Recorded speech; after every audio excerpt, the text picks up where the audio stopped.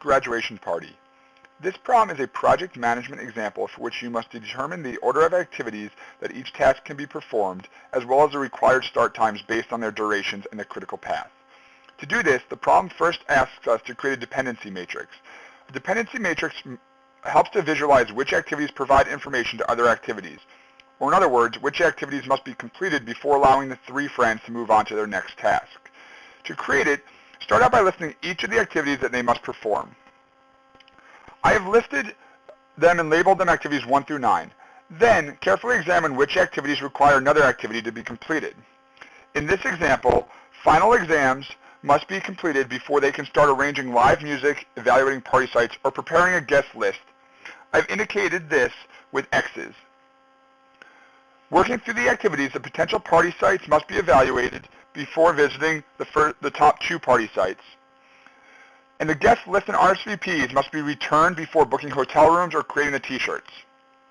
The venue must be booked before meeting with the event planner on the selected site. And then finally, all the tasks must be completed before leaving for the beach vacation. So I place an X under A2, A6, A7, and A8. This is the completed dependency matrix and the answer to part A. Next, we're asked to transform this into a project graph that depicts the evolution of the project. Looking ahead to the next 2 parts, I realize we're also going to need to compute the late start, late completion, and slack time for each activity.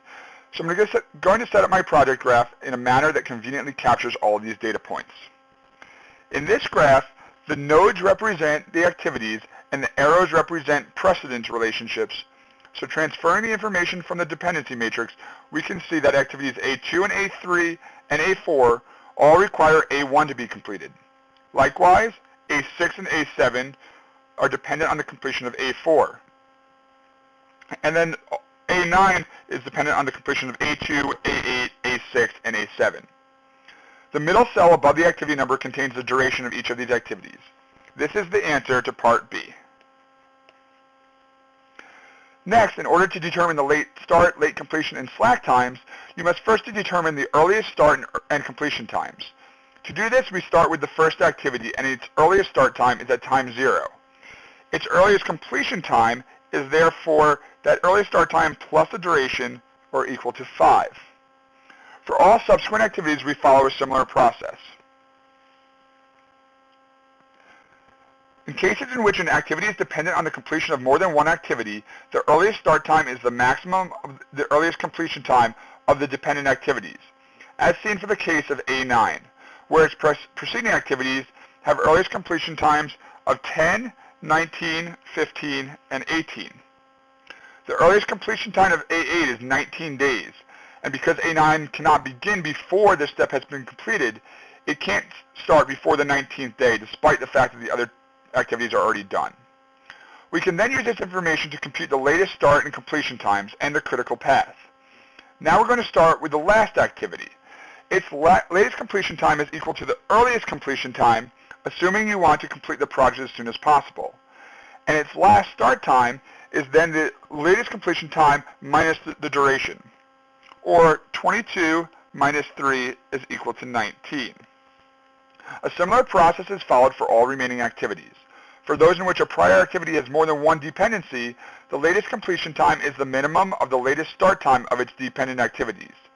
This is seen in the case of A4, where its latest completion time is 13. If it were not to be completed until the 16th day, it would slow up the whole project because A7 would not be finished in time. Finally, you can compute the slack of each activity by calculating the difference between the earliest start time and the latest start time. This is indicated in the middle of the bottom row of each activity. The critical path of any project is that in which there is a 0 slack time all the way through the process flow. In this case, that happens with A1, A3, A5, A8, and A9. Alternatively, you could have added up the durations of each of the dependent flows to calculate the pathway with the longest duration, but this can become tedious for complex projects. Finally, knowing that A9, the beach vacation, cannot start before the 19th day of the project and finals start on June 10th, we know that the three friends cannot leave for the beach until June 29th, which is the answer to part C.